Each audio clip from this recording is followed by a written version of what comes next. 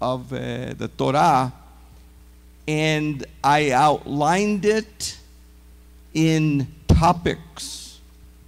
What I want to, and this is something that I haven't seen before, where you go to even commentaries, and they just give a commentary on one or two subjects. But what I've done is I've gotten every major point in that parsha, and I outlined it. And so the outline that you see here is the basic outline. Now, this basic outline also has subpoints and other subpoints, and which will become a book at the end of our cycle here. And so there are 8 points to Vayetze, and he went out. And today is a study of Yaakov, the study of the heel catcher, of the supplanter, the deceiver, as he goes to Haran. And when he goes to Haran from Beersheba, where he was, he, as we know, already twice has supplanted, has deceived his brother. But today we're going to learn that the deceiver meets his match. The deceiver meets that one that will deceive him. The deceiver, the supplanter, meets one that will supplant him, that will take advantage of him. And Scripture specifically says, what you sow is what? What you reap. So he has already sown deception with his brother, but now he will reap deception from his uncle Laban. And so let's go to chapter 28, beginning with verse 10. And it says there that Yaakov, Jacob, left Beersheba and set out for Haran. When he had reached a certain place, Now you heard me mention Hamakom. Everybody say with me, Hamakom. And you notice that I mentioned it twice. Hamakom. Hamakom. When he leaves Beersheba to Haran, over 500, almost 800 miles away, he comes to a place. But it's not just a place. Hebrew calls it the place. El lugar, the place. Hamakom. Now, that place, because he says he reached the place, and our question would be, what place? When someone reaches a place, it's just any place. But when they reach the place, that means that it's a place that has already been talked about before. And we believe that the place that he really reached is what is going to become later on the Temple Mount. Because if you remember several weeks ago, Adonai tells our father Abraham, I want you to go to the land of Moriah. And in the land of Moriah, I want you to go to the place. In fact,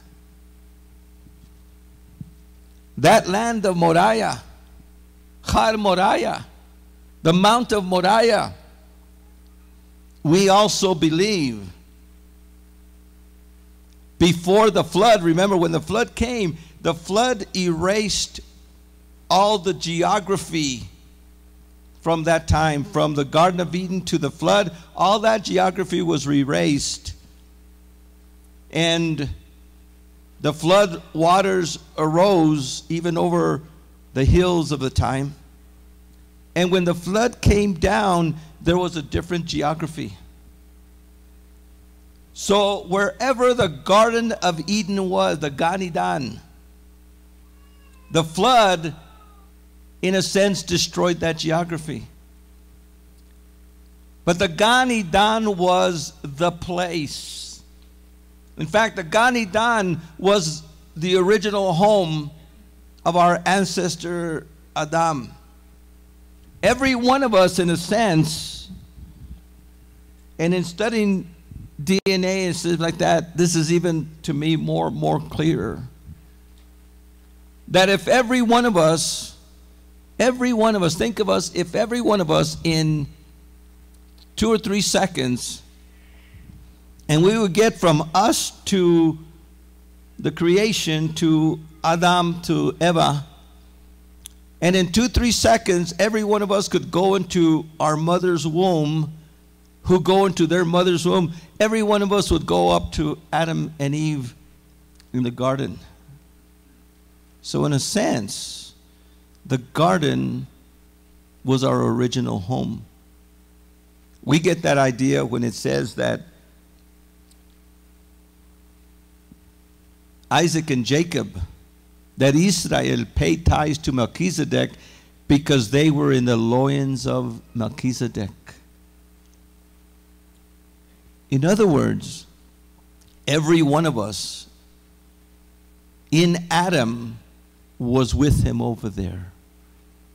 That's why when Adam sinned, every one of us received of that sin. By one man, sin came into the world, and death through sin. Every one of us has been part of that Adam. And in a sense, over here, one of the things that we have is that if the garden was Hamakom, the original place, and all of a sudden, as the world grew and as the world split, and the Tower of Babel, and everybody went different places. Abraham was in Ur of the Chaldees, and Adonai told him, Lech Lecha, leave leave that area south of Babylon, north of what is Kuwait now. Leave that place for the land that I will show you, and I will give you that land, and I will give you a seed, and I will give you a blessing. Adonai actually had to transport Abraham from what is now Iran, Iraq, and move him to the land of Canaan, which was a nowhere land at that time. Even a land of idol worshippers. And Adonai says, I'm going to give you this land.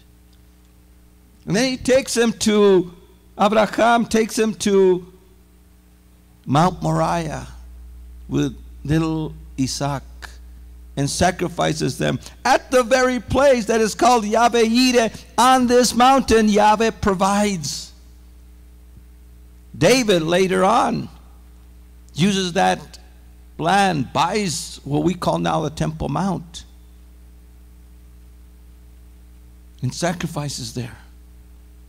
There's something special about Hamakom, the place. In fact, let's go on here. And he reached Hamakom, and he found at Hamakom, he made a pillow with stones, and he laid down where he was. And he had a dream. Now remember, this is just a dream. This is not an actual event that occurred, but this was a dream.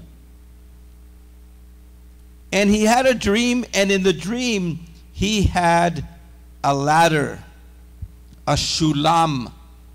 He saw a shulam, a ladder. The word shulam could mean a ladder, could mean a staircase. It's also a word that is used for a passageway. A passageway. It's a synonym with chaderech, the way. And he sees this passageway, this ladder, this staircase. And the top of the staircase was in the heavens. Now, reading it in English, It just says that the top was reaching heaven, and there was angels of Elohim going up and down it,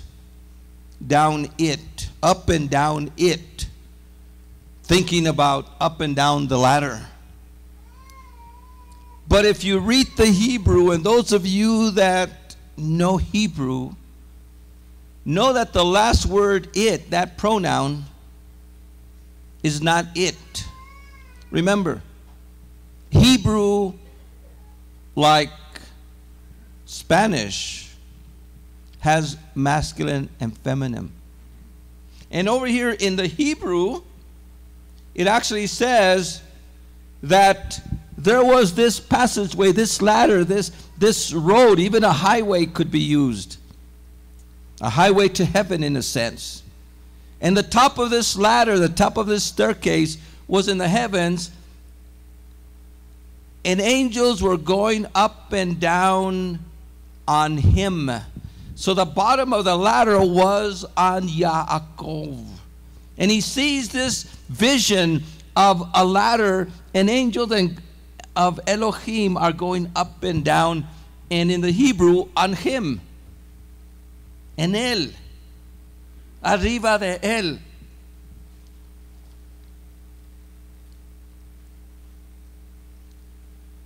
And Yahweh was there, standing over him,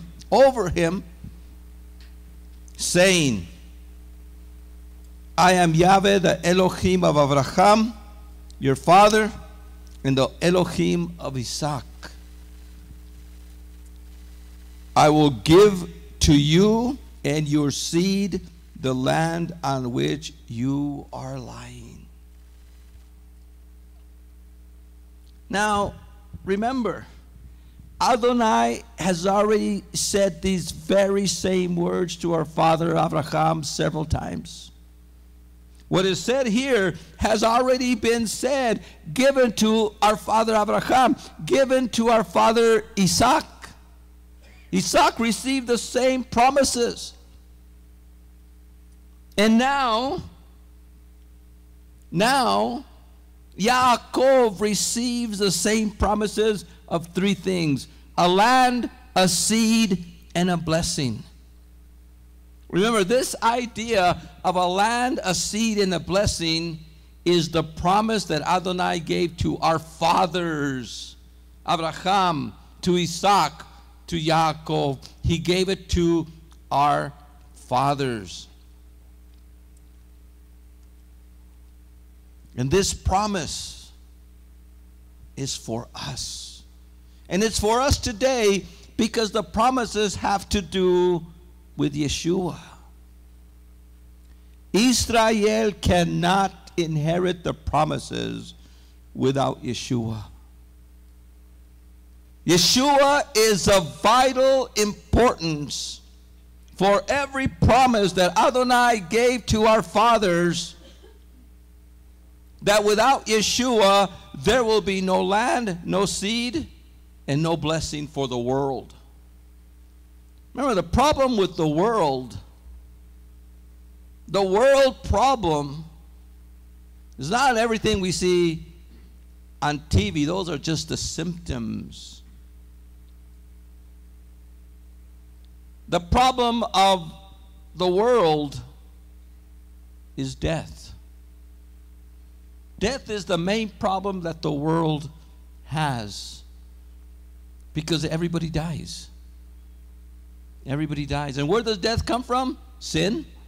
And sin raises its ugly head every day as the symptoms of, everybody says, oh, that's the problem. No, it's not. Sin raises its head in every one of us every day. Sin is a big problem in the world, and death through sin. But Yeshua is the solution. Go with me to the book of John, chapter 1. And in the book of John, chapter 1,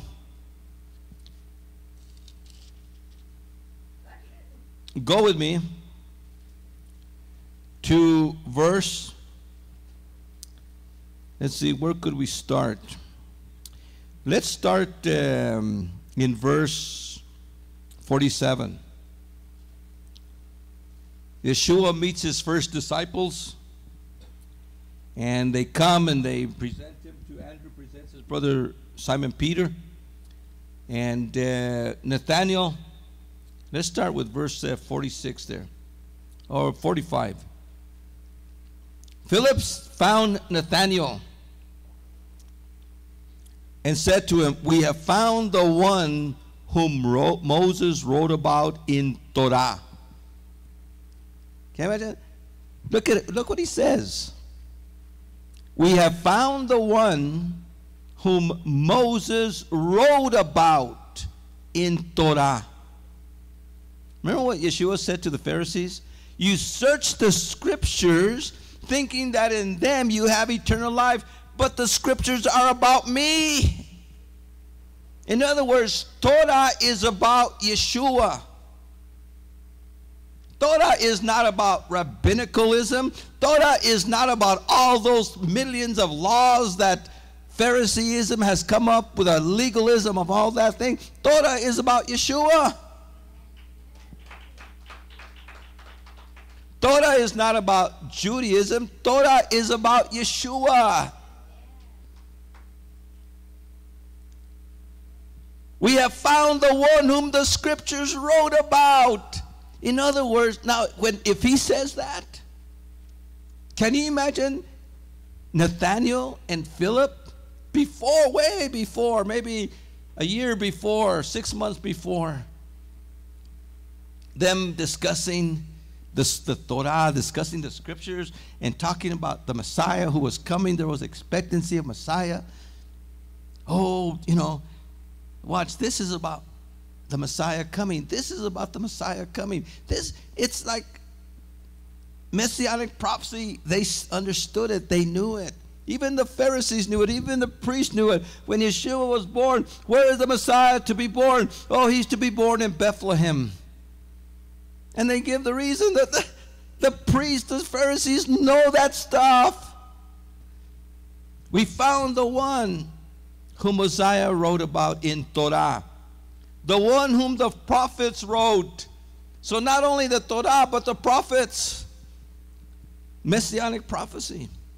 He is Yeshua ben Yosef from Nazareth.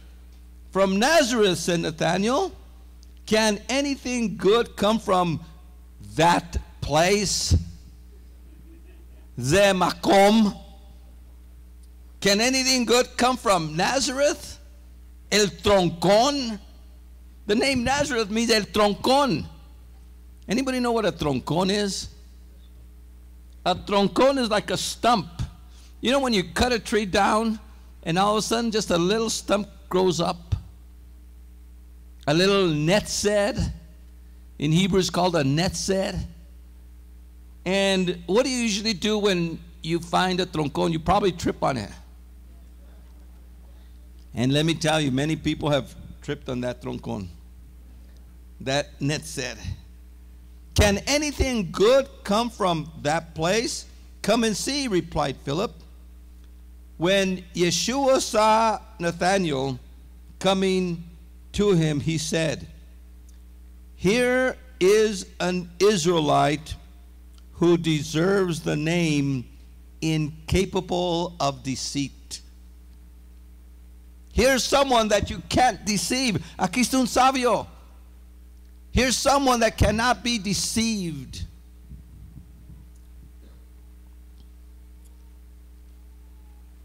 How do you know me? Said Nathanael. Before Philip came to call you, said Yeshua, I saw you under the fig tree. I saw you where? Under the fig tree. Now, under the fig tree is an idiom. Just like when you pray, go into your closet. What's interesting is that that's what the King James says. But in ancient homes, they didn't have closets. We have closets today. They didn't have closets. What is the closet? The closet, go to that ha'makom, to that place. And the ha'makom, the place, is a place of prayer. It's a place where you hide. In fact, even in Israel today, your talit could become your ha'makom, your place. And you'll see many times people, even guys, soldiers, out in the field, and they put their talit under them, and they go and they pray in ha'makom, the hiding place, the place where you go to meet Adonai. That's what the garden was. That's what the Beit HaMikdash, the temple, is. It's that place that we go pray. It's that place that we hide and come and meet our master. And guess what is the fig tree? Guess what was he doing under the fig tree? He was going to his ha'makom.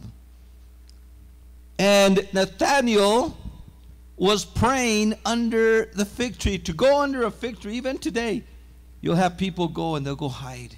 They'll find a little hiding place. It said often of Yeshua, he would go to a lonely place, a lonely ha'makom, a place to hide, a place away from others, so you could be there, face to face, panai al panaim. And the Hebrew word is face to face, panai al panaim, cara a cara, between you and Adonai. And it goes on to say, I saw you under the fig tree. Nathanael answered, Rabbi, and please underline this because you're going to find this many places. You are the son of Elohim. You are the king of Israel. Right away. Well, you ever think, what was Nathanael praying? Here, I know him and Philip had discussed the Messiah because he says, you know, I found him, the one Moses wrote about, the one that the prophets wrote about, the Tanakh. We found him. He must have been praying, Father, I want to see Messiah. You see, Adonai is always looking for men and women. Adonai is always looking for men and women that are preparing themselves for him, that are seeking him.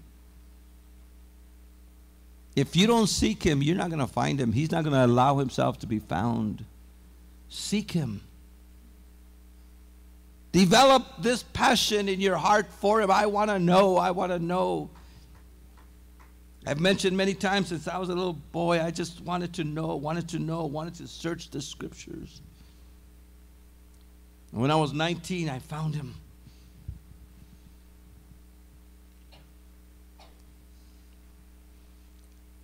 You are the son.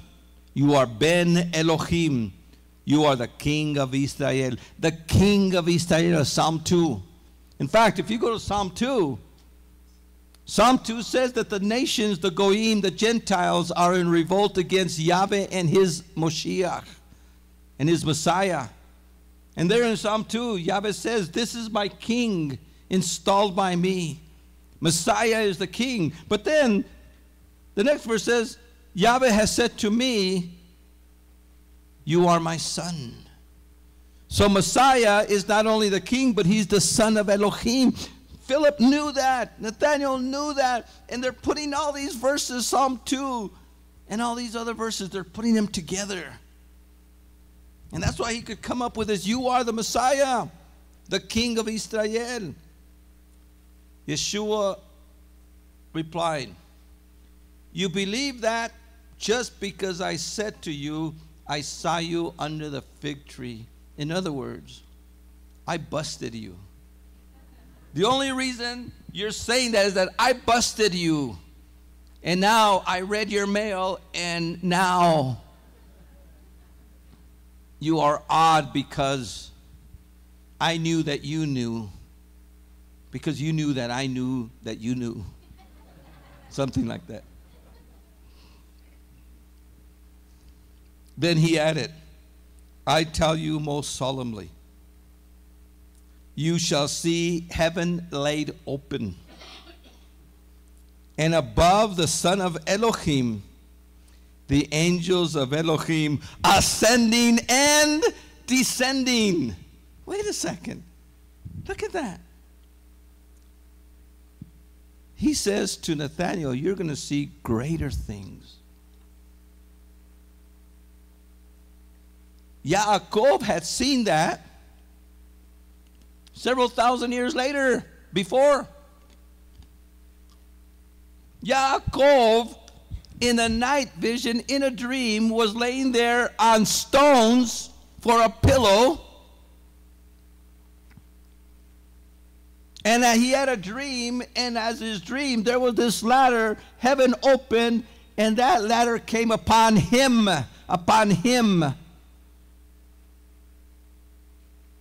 And there was Yahweh. And Yahweh was there telling him, you're going to receive a land, a seed, and a blessing. And as he was receiving that land, seed, and blessing, that promise, that prophecy,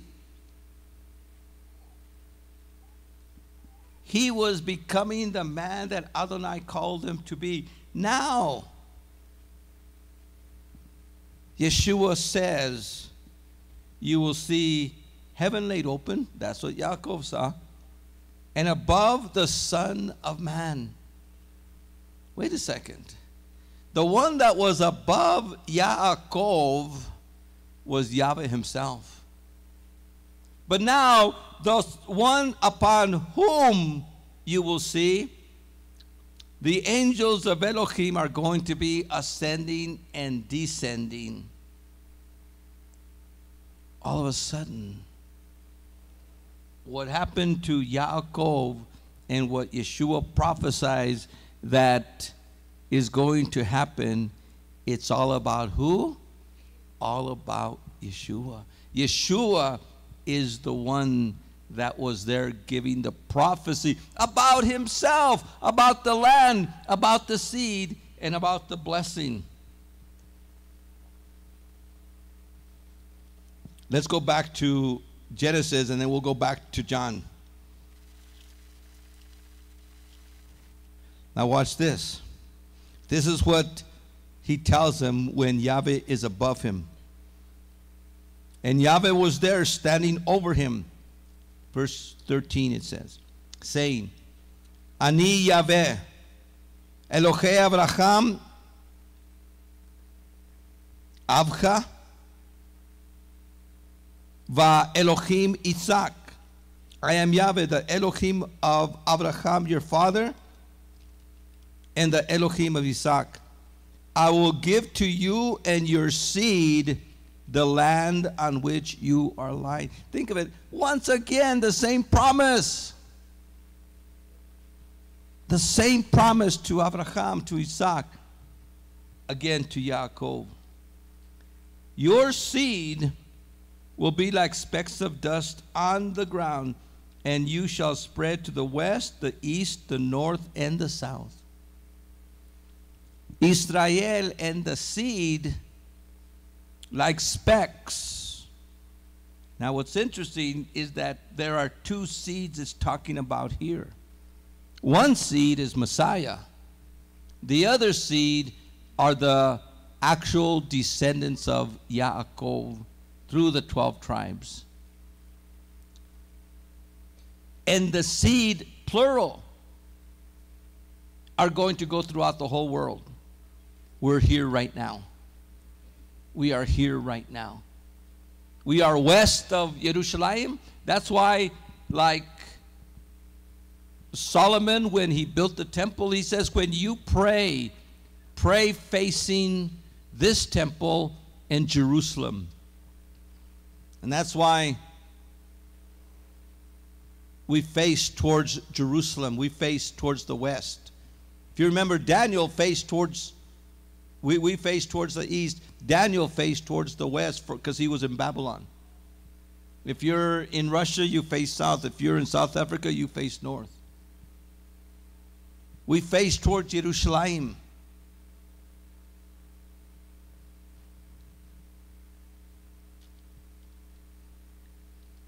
And you will spread.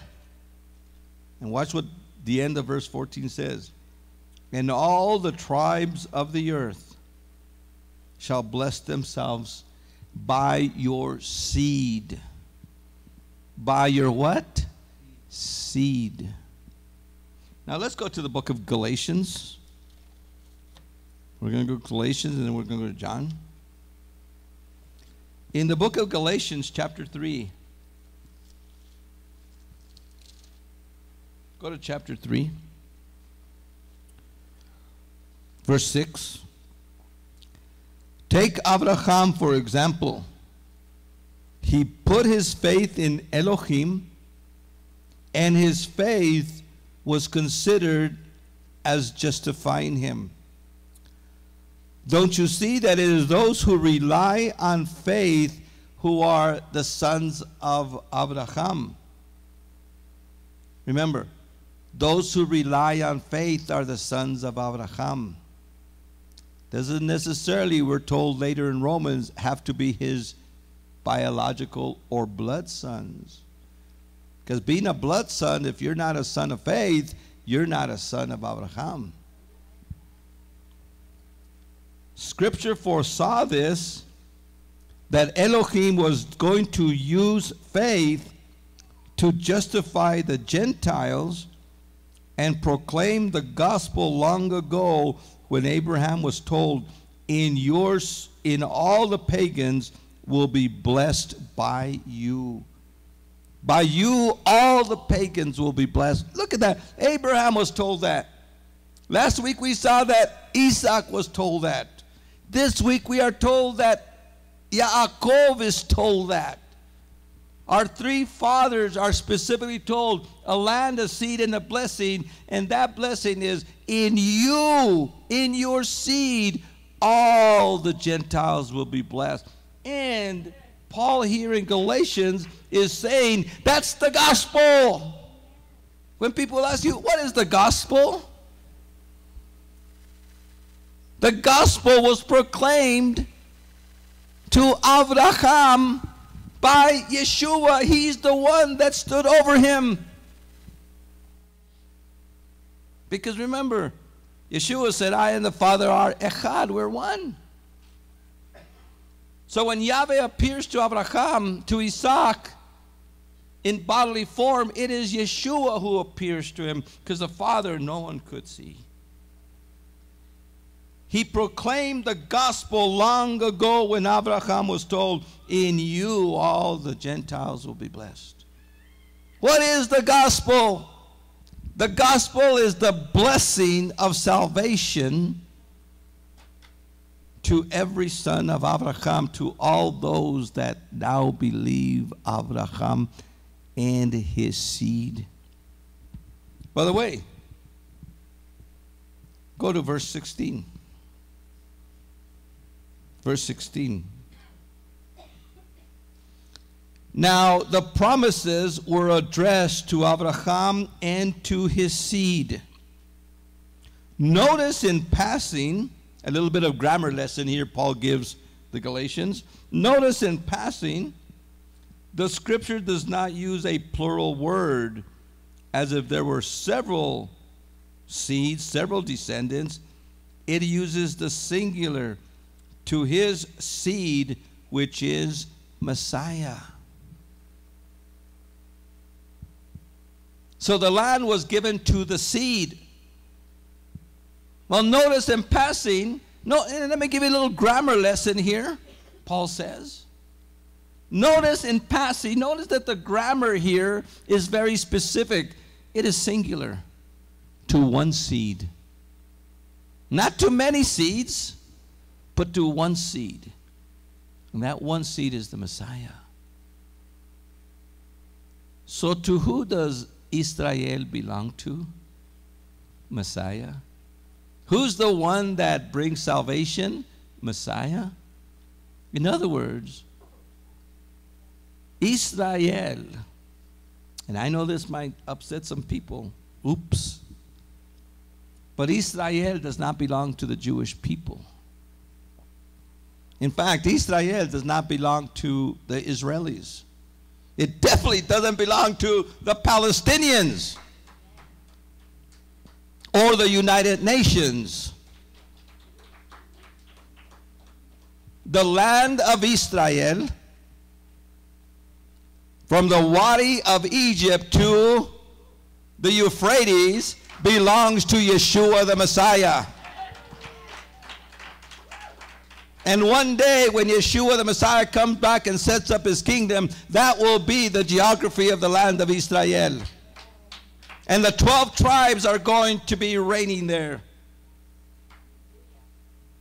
And Yeshua is going to be the king, the high priest.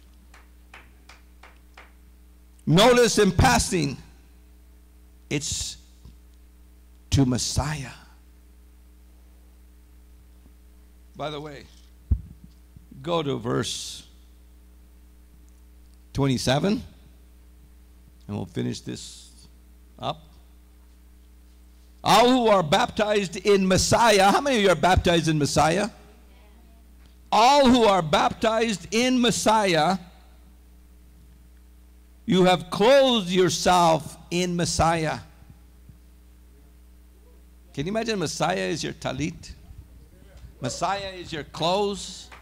Messiah is your covering. You're clothed in him. Now remember, put that point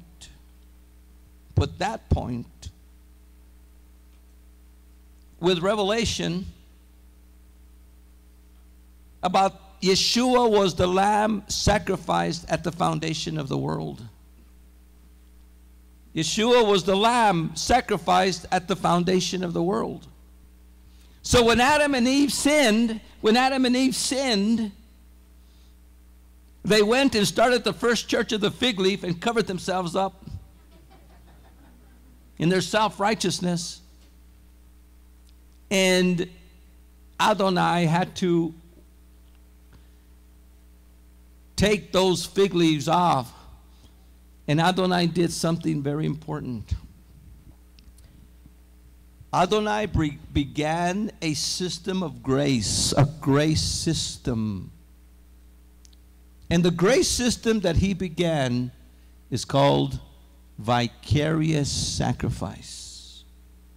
Vicarious, one for another, instead of, in place of. And what Adonai did is Adonai killed a lamb. He killed the lamb. Innocent blood was shed. What did that cutie little lamb do? Nothing. It was just a lamb. Nice and furry. Bah, bah. And Adonai killed it. And when innocent blood was sacrificed with the skins of the lamb, it says, Adonai clothed Adam and Eve, covered their guilt and shame. Can you imagine that?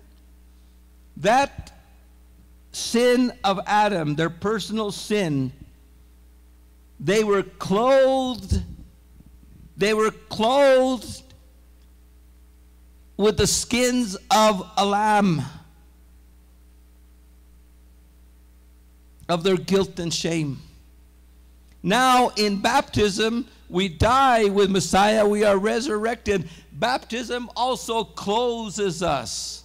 It puts a covering over you. Those of you that are clothed in Messiah, and there is no distinction between Jew and Greek, slave and free, male and female, but all of you together are one in Yeshua the Messiah. So here it doesn't matter who's a Jew, who's a Greek, who's a Gentile, who's this, who's that. You know what? It doesn't matter if you're male or female. It doesn't matter if you're rich or poor. In fact, it doesn't matter if you're nice looking or ugly. Things like that don't matter no more. Whew. I'm lucky now. In Messiah. By belonging to Messiah, you now become the descendants of Abraham, the heirs he was promised. So every one of you that is baptized in Messiah, you are an heir to Abraham. You inherit the promises. And one of those promises is for the land. Another promise is for the seed. We have Messiah. We have the land. When you go to Israel, think of it. When you guys were walking on that land, that was your land. That's your land. In fact, even if you never go to Israel, if you never have the chance to go to Israel, always know this, that's your land. Because it belongs to Messiah. It was given to Abraham, Isaac, Yaakov, and their seed, singular, not plural, singular, Messiah, and to whom he wants to give it to, share it with. And he shares it with us. In fact, again, some people might get upset. But there's Jewish people living in the land, and that's not their land. Because it's only through Messiah. You know how Yeshua was that ladder, that stairway, that way? What does Yeshua say? And watch it again. Philip again. Thomas. There. Right after, at the time of his death, on the night before Passover night, Yeshua says to them, I am the way, Haderech. I am the truth, Ha'emet. I am the life, Chachai. No one comes to the Father except through me. Yo soy el camino, yo soy la verdad, yo soy la vida. Nadie viene a el Padre solo por mí, only by me, only through me. Now, interestingly, the tabernacle and the temple has 3 gates, 3 passageways. And those 3 passageways are the way, the truth, and the life. No one comes to the Father except through me. And the Father is there in the Holy of Holies. The Father is there on the mercy seat. And yes, the priest goes in once a year. But remember, that is just temporary. That was only temporary.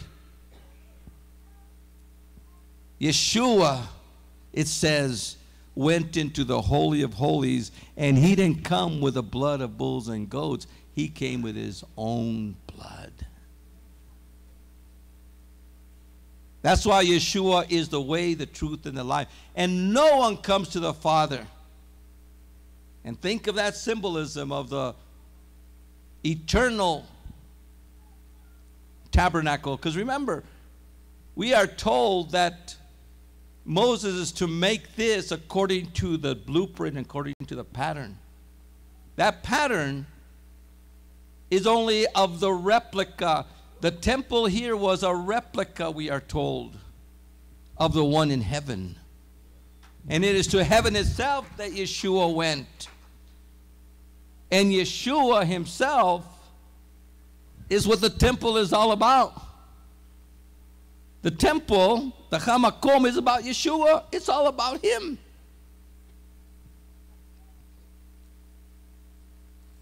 So he is the way, he is the truth, and he is the life. And no one, Jew or Gentile, male or female, rich or poor, can get in without Yeshua. He is the highway to heaven. He is the gate of heaven. Yeshua is the gate of heaven. He's the gatekeeper. It's not St. Peter. It's Yeshua. He is the gate. Okay, let's go back to Genesis. I'm supposed to do how many points? 8? We're in half. Oh, I'm still in 1. Ay, ay, ay. Okay, let's go. Let's go on here.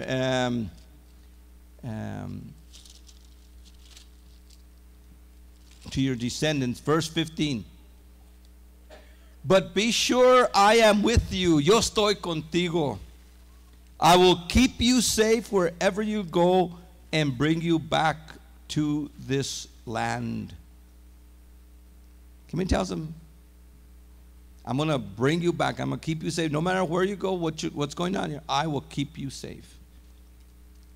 I will not desert you before I have done all I have promised you. Then Jacob awoke from his sleep and said, truly, Yahweh is in this place, Ze Makom, and I never knew it. No lo sabía. He was afraid and said, how awe-inspiring this place is, Hamakom, este lugar, how awe-inspiring it is. This is nothing than Beit El. This is nothing than the house of Elohim, where he was. Think of it, where he was. That place, that Hamakom. He says, this is the house of Elohim.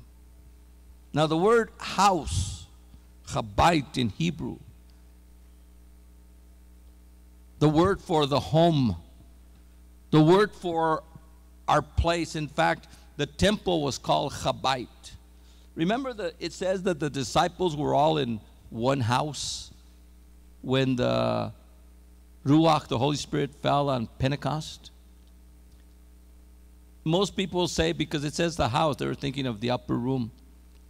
But the word there, the place, the Hamakom, Chabait, was they were on the Temple Mount. That's what the word says. They were on the Temple Mount, at the temple. And he says, this is nothing than the house of Elohim. Remember, the original house of Elohim for us here on earth was the garden, the Mikdash. As we traveled for 40 years in the desert, the house of Elohim was a tent. Yahweh was a tent dweller with us for 40 years. Wherever we went, he went. Wherever he went, we went. This is the gate of heaven. Think of it. Jacob says, this is heaven's gate. This is the gate of heaven. This is how we go. We need this ladder. I am the way, the truth, and the life. No one comes to the Father but by me. I am the door. Everyone else that's come is a thief and a brick, and they get in. But I am the door. Yeshua is the door.